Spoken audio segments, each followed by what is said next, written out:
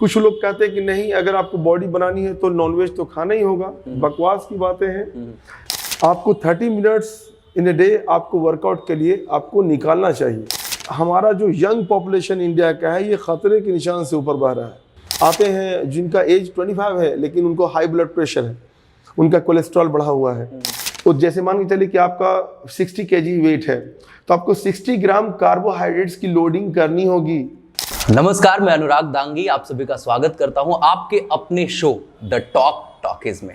जी हाँ, आज the talk talkies में कुछ होने वाला है खास, क्योंकि आज के हमारे मेहमान जो होने वाले हैं वो हैं एक जिम ट्रेनर और वो फिटनेस एक्सपर्ट है जो आपको सिखाएंगे कि कैसे आप अपने जिंदगी में एक बिजी शेड्यूल में भी अपने आप को फिट रख सकते हैं, अपने आप को तंदुरुस्त रख सकते हैं। जैसा आप सभी जानते हैं कि आज के दौर में ये जो जिंदगी की भागम भाग है, इसमें कहीं ना कहीं अगर हम किसी चीज का ख्याल नहीं रख पाते हैं तो वो हमारा बॉडी है, और बॉडी के साथ साथ हमारा मन भी है। तो आज के इस एपिसोड में आपको जो मेहमान मिलने वाले हैं वो अपने लर्निंग्स के जरिए, अपने एक्सपीरियंसेस के जरिए वो सारी चीजें सिखाने वाले हैं जिसका इस्तेमाल करके आप अपने जिंदगी को बहुत ही स्मूथ, बहुत ही बेहतरीन बना सकते हैं। तो चलिए आप सबके साथ के साथ आज के इस एपिसोड में हम स्वागत करते हैं he is none other than mister Sadiq Ahmed sir. Sir, स्वागत है आपका episode. So as I can see you कि आपके जो फिटनेस की बातें होती हैं, लोग चर्चाएं करते हैं कि नहीं, you are perfectly fit and fine and you are inspiring people. So the question is that कि what inspired you to come into this profession? देखिए, मेरी शुरू से यही रूटीन रही थी। हमारे घर में भी बहुत सारे लोग, हमारे दादा, हमारे फादर, वो लोग पहलवान रहा करते थे। और अक्सर ये बातें हुआ करती थी कि कोई भी कंपटीशन हम लोगों की होती थी। ये उन दिनों की बात कर रहा हूँ जब मेरी स्कूलिंग चल रही थी। तो उस वक्त हम लोगों की कंपटीशन कबड्डी की होती थी, रनिंग की होती थी, पुशअप्स कौन कितना करेगा। तो ये सारी एक्टिविटीज़ जो थी वो फिटनेस रिलेटेड ही थी। उसके बाद फिर ये जो रूटीन में ये कंटिन्यूसली एक proper technique, proper form and technique के साथ मैंने इसे कोलकाता में रहते हुए वहाँ जिम किया। और काफ़ी प्रॉपर तरीके से जो जिम एक हर मसल्स को किस तरीके से ट्रेन करते हैं, उस हर मसल्स को किस तरीके का उसमें रिकवरी चाहिए, कैसा फॉर्म एंड टेक्निक चाहिए, मसल, टेंडन्स, कनेक्टिव टिश्यू, ये सबको हेल्दी रखने के लिए किस तरीके का वर्कआउट करना चाहिए। तो वहाँ पर हमने इसको प्रॉपर वे में किया। उसके बाद फिर हमारा अब्रॉड जाने का प्रोग्राम था। तो चूँकि घर वालों का ये कहना था कि एक ही हैं केयर टेकर आप, और वो बाहर में रहेंगे तो फिर यहाँ पर सारी चीज़ें जो है वो बिल्कुल अनमैनेज हो जाएगी, तो आप यहाँ ही रहकर इस जर्नी को आगे बढ़ाएं।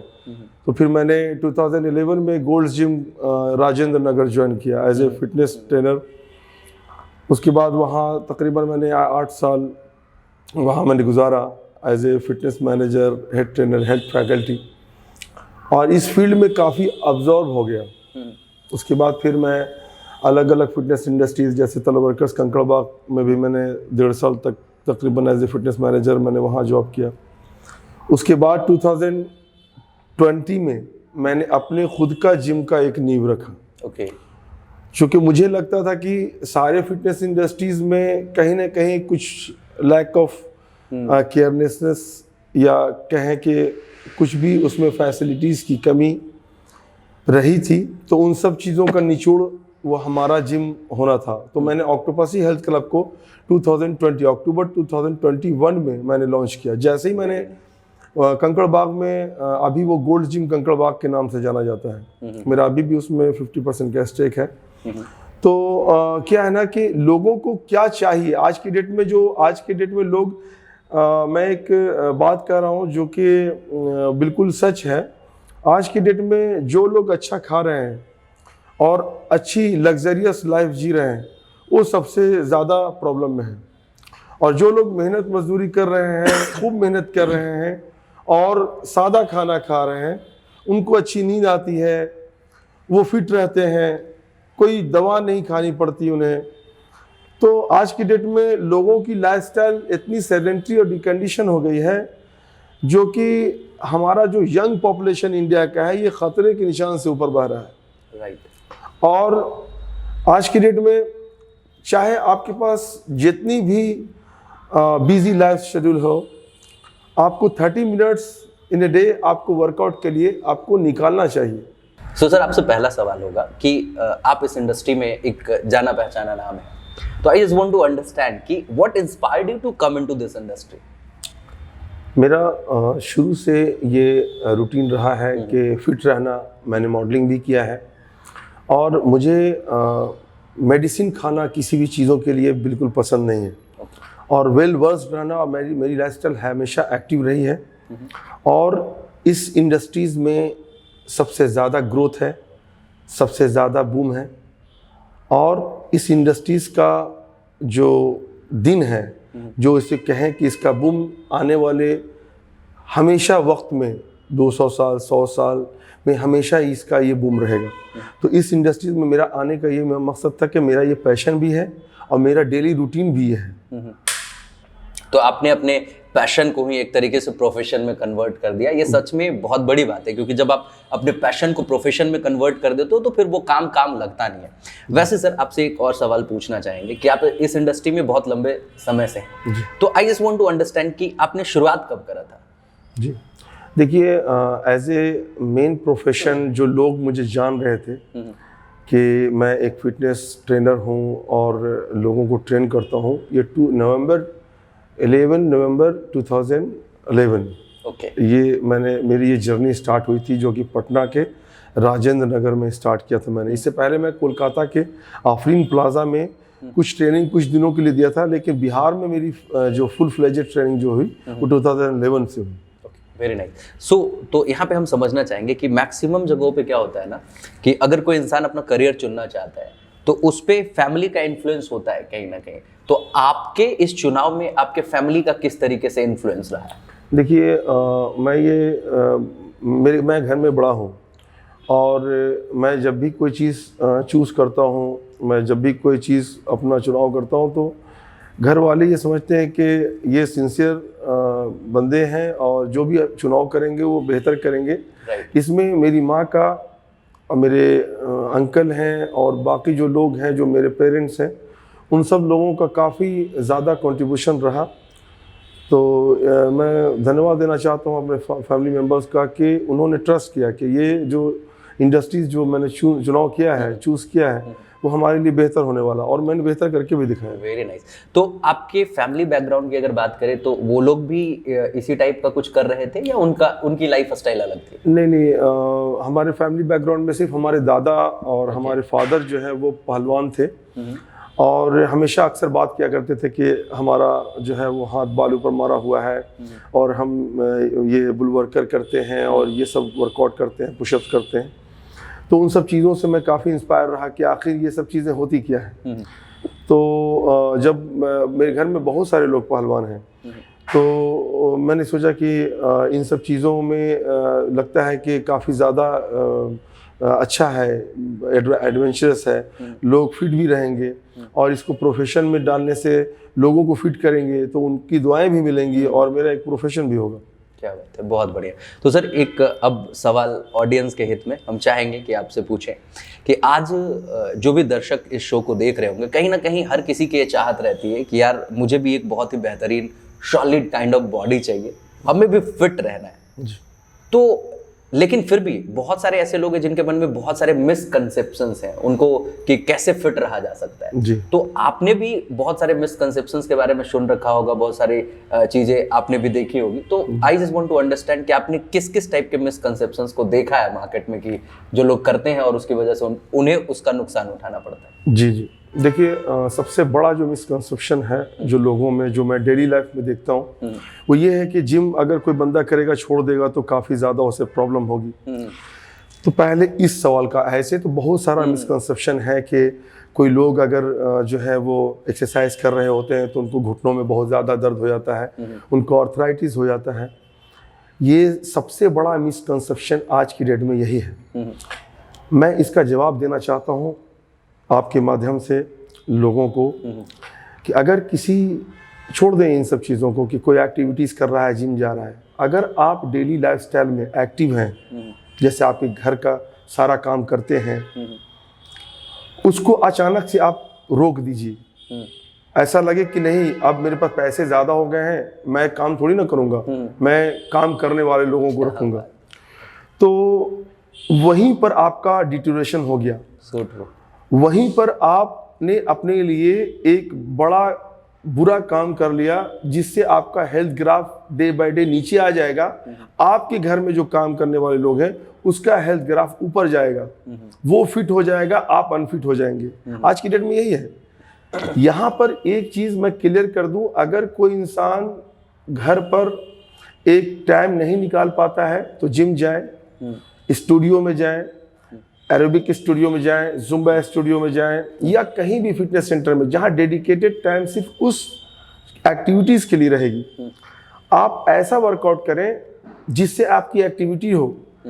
वे एक्टिविटी का मतलब ये नहीं कि हैवी वेट लिफ्टिंग, वो हैवी वेट लिफ्टिंग एक अलग प्रोफेशन है, इससे फिटनेस इंडस्ट्रीज का कोई दूर दूर तक कोई ताल्लुक नहीं है। कुछ यंगस्टर करते हैं हैवी वेट लिफ्टिंग, जिनको जैसी नीड होती है, लेकिन 98 to 99% जो लोग होते हैं वो जिम फिटनेस के लिए जाते हैं। जिम बनाया किन लोगों के लिए गया है? ऐसे लोगों के लिए बनाया गया है जिनकी लाइफस्टाइल सेडेंट्री है, डिकंडीशन है, डेली लाइफ में वक्त नहीं निकाल पाते हैं। उनके लिए एक फिटनेस सेंटर है जहां वो आएंगे, हर मौसम में, हर वेदर में एक जैसा एनवायरनमेंट वहाँ रहेगा, वहाँ वो जाएंगे, एक्टिविटी करेंगे। लेकिन ये एक्टिविटीज़ इतनी अच्छी और इतनी लाइट और मॉडरेट, दिल को अच्छा लगने वाला होना चाहिए कि आप सारी लाइफ कर सकें।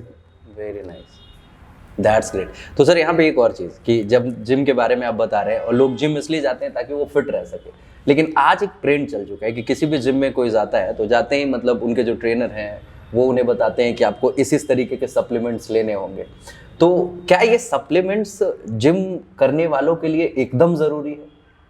देखिए, काफ़ी अच्छा सवाल किया आपने, और आज की डेट में ये भी एक बहुत बड़ा मिसकंसेप्शन है। मैंने बहुत सारे, मैं आपको बता दूं कि मैं American college of sports and medicine से मेरा सर्टिफिकेशन है, और NSCA national strength and conditioning association, ये इसका मैं मेंबर हूँ। और मैं बता रहा हूँ, मैंने बैचलर ऑफ फिजिकल एजुकेशन भी किया है। मैंने बहुत सारी किताबें पढ़ी हैं। सप्लीमेंटेशन का रोल उन लोगों के लिए ज़रूरी है जो डेली लाइफस्टाइल में वो न्यूट्रिएंट्स को, पोषक तत्वों को वो अपने डेली रूटीन में, डेली डाइट में नहीं ले पाते हैं।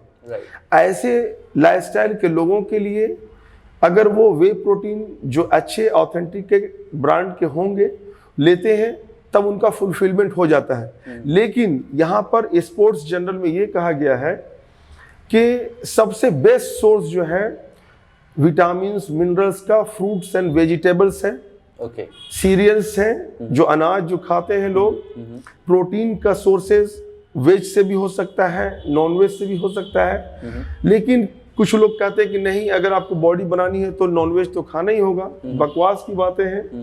प्रोटीन का फुलफिलमेंट होना चाहिए, चाहे वेज से लें चाहे वो नॉनवेज से लें। जैसे मैं एक डाइटिशियन भी हूँ, स्पोर्ट्स एंड क्लिनिकल डाइटिशियन मैं हूँ।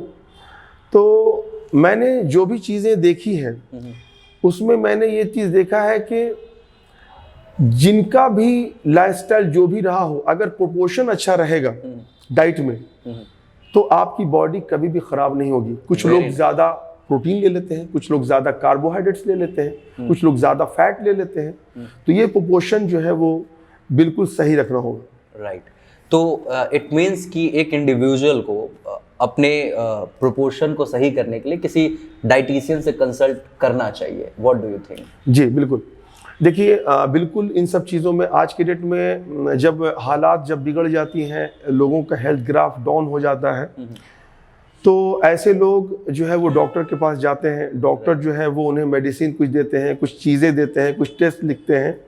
लेकिन सच्चाई में उनका एक जो लाइफस्टाइल है, जो खाने पीने का जो ईटिंग हैबिट्स है, उन सब चीज़ों पर उनको फोकस करना चाहिए। जैसे मैं आपको बता दूं कि आज के डेट में हर इंसान का बॉडी वेट के हिसाब से पहले उनका कैलोरी एक्सपेंडिचर और कैलोरी रिक्वायरमेंट, उनकी डेली लाइफस्टाइल कैसी है या पिछले दिनों कैसी रही है, उसको इवैल्यूएट करके एक डाइट चार्ट बनता है। तो उन्हें डाइटिशियन से पहले मिलना चाहिए और उनको अपना प्रोपोर्शन समझना चाहिए कि मुझे आज की डेट में मैं ये फॉलो कर रहा हूँ, अगर उसमें जहाँ पर उनको प्रॉब्लम होगी या उनका लाइफस्टाइल, खाने पीने का ईटिंग हैबिट खराब होगा, वो उसे सही करके एक सही प्रोपोर्शन वाला डाइट चार्ट बनाएंगे। मैं आपको ये भी बता देता हूँ कि क्या होना चाहिए एक्चुअल में डाइट का प्रोपोर्शन। इंटरनेशनल स्पोर्ट्स जर्नल में ये कहा गया है कि अगर कोई इंसान बिल्कुल डिकंडीशन है तब भी उसको ओवरऑल कैलोरी का 45% मिनिमम कार्बोहाइड्रेट्स को लेना होगा जिंदा रहने के लिए। और उसके वेट का, उसके ओवरऑल कैलोरी का इंटेक का 25% उसको प्रोटीन का प्रोपोर्शन लेना होगा और 30% ये डिपेंड करता है, अगर कोई इंसान ज़्यादा फैटी है तो उसका गुड फैट का प्रोपोर्शन उसके बॉडी में ज़्यादा देना होगा, ताकि उसका जो वो trans fat, free fatty acids और फैट्स जितने भी हैं, कोलेस्ट्रॉल वगैरह, इन सबको कम करके उसको गुड फैट के तौर पर, जैसे omega 3, omega 6, poly unsaturated fatty acid, mono unsaturated fatty acids, ये सब उनके बॉडी में देना है, ताकि एक सिरे से उनकी बॉडी में, जैसे कोई भी लोग एक्टिविटीज करते हैं तो क्या करते हैं, वो सिर्फ और सिर्फ कैलोरीज बर्न करते हैं और उसके बाद जो वो खाना खाएंगे वैसी बॉडी तैयार होगी। ग्रेट। मतलब ये पार्ट मुझे लग रहा है कि इस एपिसोड का सबसे बेहतरीन पार्ट होगा, क्योंकि इसमें सर ने आपको बहुत अच्छे तरीके से गाइड करा कि आपका जो न्यूट्रिशन होना चाहिए वो किस प्रोपोर्शन में होनी चाहिए, क्या क्या चीज़ें आपको लेनी चाहिए, सब कुछ बताया सर ने। लेकिन सर एक कंसेप्शन अभी मार्केट में आया है, बड़ी बड़ी ब्रांड्स ने वो इंटीग्रेट करा है लोगों के माइंड में कि मील रिप्लेसमेंट के नाम से कुछ अब आ चुका है। जी, मील रिप्लेसमेंट डाइट है, वो चॉकलेट बार है, लिक्विड फॉर्मेट में वो सारी चीजें अब आ चुकी हैं। तो genuinely I want to understand कि ये मील रिप्लेसमेंट जो भी डाइट दिए जा रहे हैं लोगों को, क्या वो मील्स के जरिए जो रिक्वायरमेंट हमारी बॉडी की पूरी हो पा रही थी वो पूरा कर पा रहा है? वो देखिए, मील रिप्लेसमेंट ऐसे हालत में जब मान के चलें कि आप एक हेल्दी लाइफस्टाइल जी रहे हैं और आपको ऐसा लग रहा है कि आपने पूरे दिन में सारी डाइट को स्किप कर दिया है, तो आप इमरजेंसी में उसे तो ले सकते हैं, लेकिन वो हेल्दी रूटीन नहीं है। याद रखें कि जो आप फूड से, जैसे आपकी बॉडी जो बनी है, जो आप पले बढ़े हैं, जिन चीज़ों को खाकर पले बढ़े हैं वही चीज़ आपके बॉडी को ज़्यादा सूट करेगी। अगर आप इंडियन ओरिजिन हैं या भारत में पले बढ़े हैं, इसमें भी डिपेंड करता है कि किस स्टेट में। जैसे अगर केरल के लोगों को यहाँ का खाना दे देंगे तो वहाँ यहाँ के खाना खाने के बाद जो है वो डाइजेस्ट नहीं कर पाएंगे, उनकी बॉडी अडेप्ट नहीं करेगी।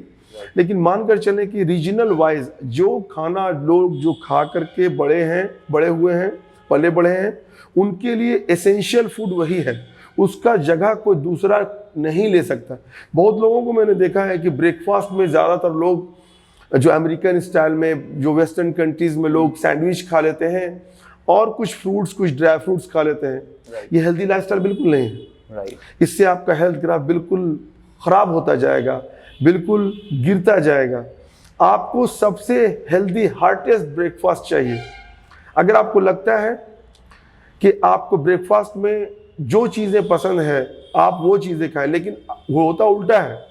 जो चीज़ लोगों को पसंद है वो डिनर में खाते हैं। डिनर में खाने से जो भी कैलोरी आपने लिया है उसका यूटिलाइजेशन 100% नहीं होता है और आपकी बॉडी का ग्राफ जो है ना, वो हेल्थ ग्राफ जो है वो डाउन होता जाता है।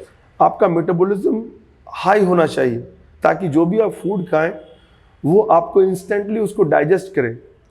तो उसके लिए आपको ब्रेकफास्ट अच्छी लेनी होगी, मिड डे मील लेनी होगी और एक बार में ज़्यादा कैलोरी इंटेक नहीं करें, फ्रीक्वेंट मील लें, तो आपकी बॉडी हेल्थ ग्राफ आपका अच्छा होगा। Very nice. सर यहाँ पे एक और सवाल है आपसे कि आज एक ट्रेंड चल पड़ा है कि जैसे कि फल खाने की जगह पे लोग जूस पीना ज़्यादा पसंद करते हैं क्योंकि वो आसान है, लिक्विड फॉर्मेट में मिल जाता है।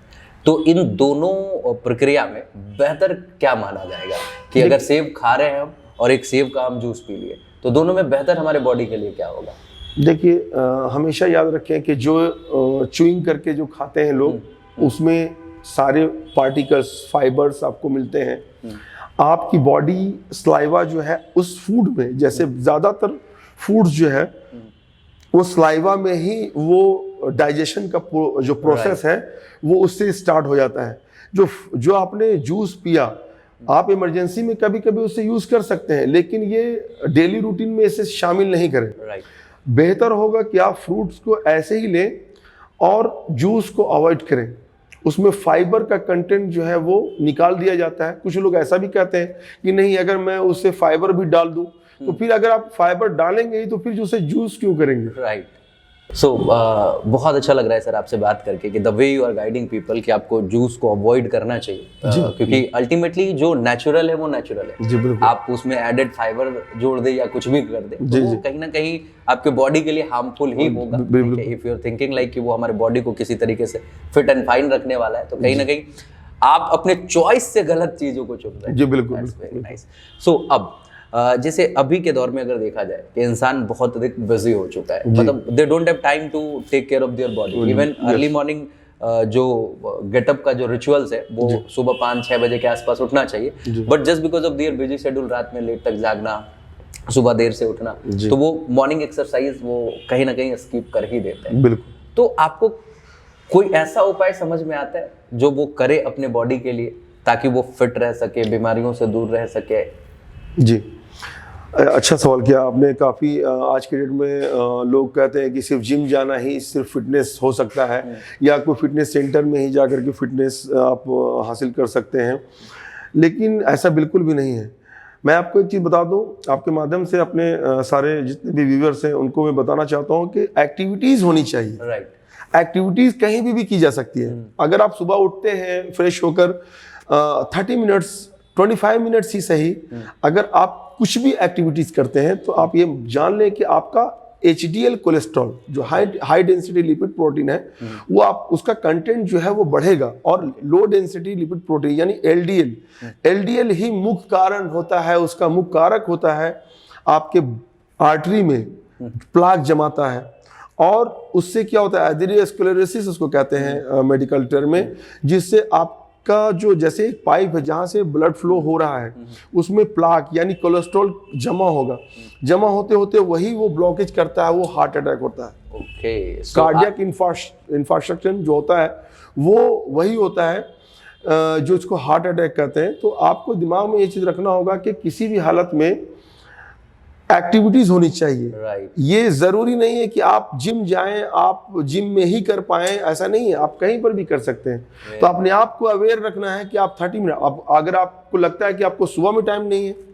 तो आप किसी भी वक्त में जिनके आपको लगता है कि इस वक्त में कर सकते हैं कंफर्टेबली, आप उस वक्त में करें, तो वो आपके लिए ज़्यादा बेहतर होगा कि 30 मिनट्स का वर्कआउट आप कभी भी कर सकते हैं। क्या बात है, दैट्स अमेजिंग। और अभी जो आप बता रहे थे कि ये जो हार्ट अटैक के जो चांसेस बढ़ जाते हैं, जी LDL, हाँ जी LDL कोलेस्ट्रॉल बढ़ जाने की वजह से, जी ट्राइग्लिसराइड काइंड ऑफ, जी हाँ जी बिल्कुल जी, वो जो हाई हो जाता है तो कहीं ना कहीं ब्लॉकेज की वजह से हार्ट अटैक के चांसेस बढ़ते हैं। और आज के दौर में देखेंगे कि लगभग 40-45 की उम्र तक जाते जाते हार्ट अटैक के केसेस बहुत बढ़ने लगे। जी बिल्कुल। सबसे तो पहले कि दिस इज द बिल्कुल जी this is the main reason for heart attack. Yes. तो इसमें मैं चीज़ आपको बताना चाहूँगा कि सबसे पहले जो आज की डेट में जो यंगस्टर हैं, मैं आपको बता रहा हूँ कि मैंने तो काफ़ी कम एज के लोगों को 25 के लोगों को, जैसे ऐसे लोग जिनकी फैमिली हिस्ट्री में किसी के फादर फर्स्ट डिग्री रिलेटिव कहते हैं, जो फादर साइड से जो लोग होते हैं, तो उनको अगर कोई भी डिकंडीशन लाइफ है या कैसा है जो कोई क्रोनिक डिजीज़ उनको रही हो, जैसे कि डायबिटीज़ है, कोलेस्ट्रॉल का बढ़ना, हाई ब्लड प्रेशर, तो ये सब, या कुछ रेनल डिजीज़ किडनी वगैरह का कोई प्रॉब्लम हो, तो उनके बच्चे अगर लाइफस्टाइल उनकी सेडेंट्री है तो उनको ख़तरा ज़्यादा रहता है। तो ये ऐसा नहीं है कि 45 ईयर्स में ही होगा, उनको 25 ईयर्स में भी होगा। मैंने बहुत सारे लोगों को देखा, बहुत सारे लोग मेरे जिम में भी आते हैं जिनका एज 25 है लेकिन उनको हाई ब्लड प्रेशर है, उनका कोलेस्ट्रॉल बढ़ा हुआ है, उनको डायबिटीज़ भी है। तो ये लाइफस्टाइल इसका जो है वो मेन रीज़न है। आपको लाइफस्टाइल एक्टिव रखना होगा हर हालत में, चाहे आप किसी भी प्रोफेशन से हो। मतलब आज के दौर में जो अपने बॉडी को इतना आराम दे रहे हो, आपको लगता है कि मैं तो दिन भर काम करता हूँ ऑफिस में चेयर पे बैठ के आपको लगता है कि हमारा काम चल रहा है, नहीं, आपको फिजिकली कहीं ना कहीं इन्वॉल्व होना पड़ेगा, क्योंकि आज देखते हैं ना, घर से बाहर भी जाना है तो बाइक लेके जाना है, कार लेके जाना है, मतलब पैदल चलने का भी जो कॉन्सेप्ट था वो धीरे धीरे खत्म हो रहा है अगर आपके पास गाड़ी है तो। सेकेंड थिंग कि फिजिकली इन्वॉल्व होकर के जो भी वर्कआउट्स हम लोग कर सकते थे, आज उसके लिए मार्केट में 200-500 रुपए पे करके आपको वर्कर्स मिल जाते हैं, तो आप खुद को बचाना चाहते हैं। बहुत सारे ऐसे काम है खुद से ही करना चाहिए, जो सर से बात करके मुझे समझ में आया। फिजिकली आप एक्टिव रहिए, नहीं तो फिर आपके लाइफ के लिए एक बहुत बड़ा थ्रेट हो सकता है। Thank you so much sir, thanks a lot for coming in the show. लेकिन फिर भी अंत में मैं आपसे चाहूंगा कि अगर कुछ ऐसी बात जो मैं शायद आपसे नहीं पूछ पाया और आपको लगता है कि ऑडियंस को जानना ही चाहिए, तो ऐसा अगर कुछ है तो प्लीज जरूर बताएं। देखिए, मैं एक चीज़ बता दूं आपको कि जो आज की डेट में सबसे ज़्यादा जो ज़रूरी है, बहुत लोग बोलते हैं कि बच्चे जिम नहीं जा सकते हैं, ओल्ड एज जो लोग हैं वो जिम नहीं जा सकते हैं। मैं आपको बता रहा हूँ, जिम हो या कोई भी फिटनेस सेंटर हो, कोई भी हेल्थ क्लब हो जहाँ वो एक्टिविटी कर सकते हैं, जिम में एक चीज़ें ये होती है कि वहाँ प्रॉपर हर मसल्स के लिए एक इक्विपमेंट होता है, एक प्रॉपर गाइडेंस होता है। आपको मैं बता दूं कि इन सब चीज़ों में जाने से पहले एक प्रॉपर गाइडलाइन में ही वर्कआउट करें।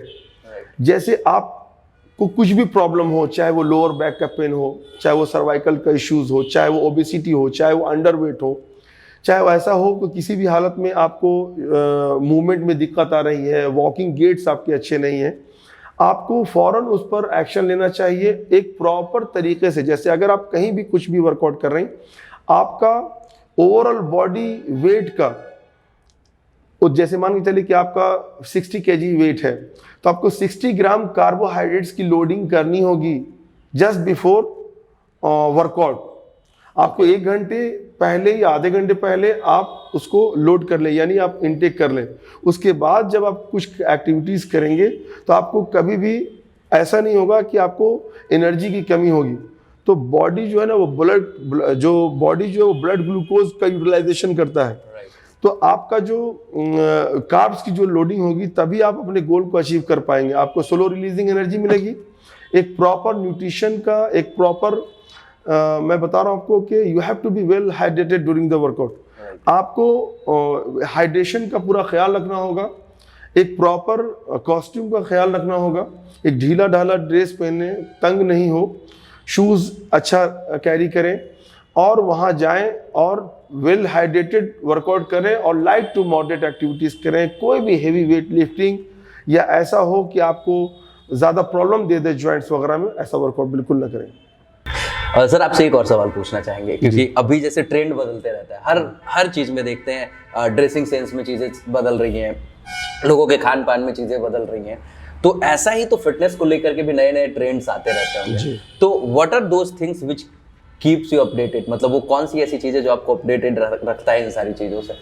देखिए, यहाँ पर एक बहुत इम्पोर्टेंट सवाल आपने किया। यहाँ पर फिटनेस इंडस्ट्रीज़ में बहुत सारे लोग, मैं बता रहा हूँ, इलिटरेट भी बहुत सारे इसमें भरे हुए हैं, और जिन लोगों को जो ज़रूरत है उस तरीके का वर्कआउट उन्हें नहीं करवाते हैं, और आउट ऑफ द वे उन्हें ट्रेनिंग दे दिया जाता है, और लास्ट में वो डर जाते हैं कि यार ये मेरे मतलब की चीज़ नहीं है।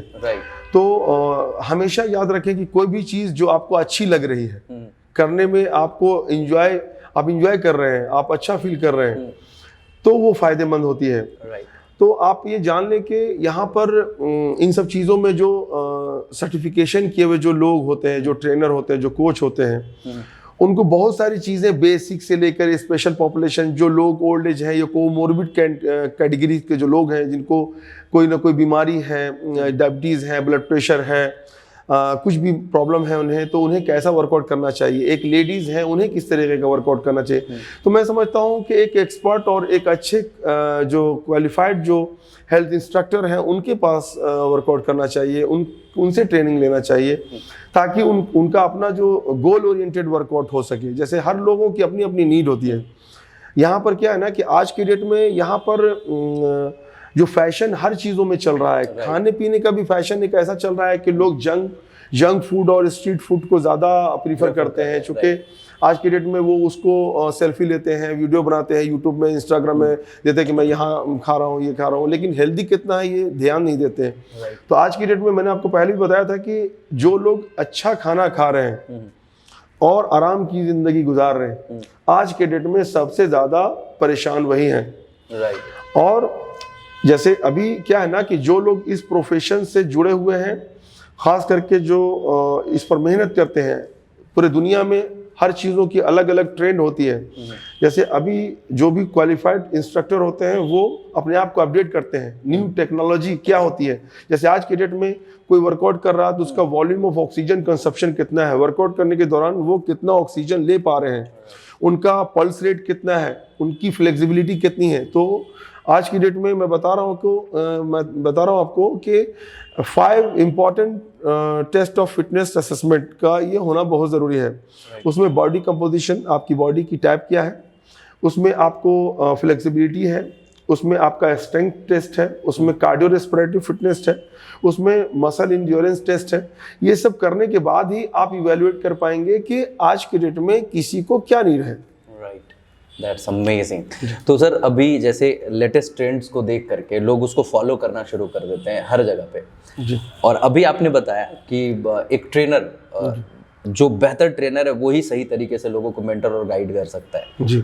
एक आम आदमी ये कैसे पहचान कर पाएगा? आपने दूसरी बात कही कि बहुत सारे इलिटरेट लोग भरे हुए हैं, अपने मन से जो मन आता है वो करवा लेते हैं। तो एक क्लाइंट तो नॉर्मली यही सोच के जाता है कि ही इज अ ट्रेनर और ये हमें बेहतर गाइडेंस देगा। उनके सबसे पहली बात ये कि आपने बहुत अच्छा सवाल किया कि इसमें कैसे पता चल पाएगा कि जैसे अगर कोई फिटनेस सेंटर में आप जाते हैं, लोग जाते हैं, तो उनसे सवाल करें कि यहाँ पर कौन से ऐसे ट्रेनर हैं जिनके पास सर्टिफिकेशन किया हुआ है और वो जानते हैं चीज़ों को। मेरा प्रॉब्लम है, जैसे बहुत सारे लोग आते हैं अलग अलग तरीके के। कुछ लोग तो ऐसे आते हैं जिनके किसी बोन में जो रॉड लगा हुआ होता है, किसी के ह्यूमरस में, किसी को फीमर्स में, किसी को टीबिया में, तो किसी को पाम्स में जो है वो प्लेट लगे होते हैं, या कुछ भी ऐसा जो क्रिटिकल कंडीशन होता है, किसी को हार्ट में पेसमेकर लगा हुआ होता है। तो ऐसे लोगों को जनरल जो लोग हैं जो एक्सरसाइज कर कर के आकर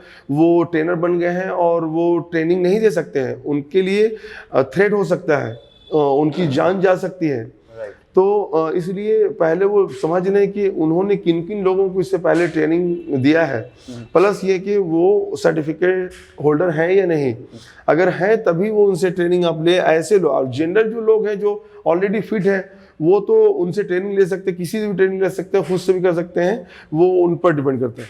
राइट। अच्छा, आप सर्टिफिकेशन की बात कर रहे हैं, तो एक ट्रेनर के लिए what kind of certification needed होती है, कैसे वैलिडेट करेंगे? देखिए अभी जो इंटरनेशनल स्टैंडर्ड है, ऐसे तो बहुत सारे लोग जो सर्टिफिकेशन करवाते हैं, लेकिन जो पूरे वर्ल्ड वाइड में जो सर्टिफिकेशन जो ऑथेंटिकेटेड है, जो वो एस की सर्टिफिकेशन है, ACSM की सर्टिफिकेशन है, NSCA है, CSCS है, ये सब सर्टिफिकेशन है। ये सर्टिफाइड पर्सनल ट्रेनिंग कोर्स है जो कि उसमें प्रिपरेशन करके आप उसके फिटनेस सेंटर एग्जामिनेशन सेंटर में आप दे करके वो कर सकते हैं सर्टिफिकेशन। उसकी वैलिडिटी रहती है वो 2 years और किसी की 3 years भी रहती है। उसके बाद फिर उसको रिन्यूअल करना होता है।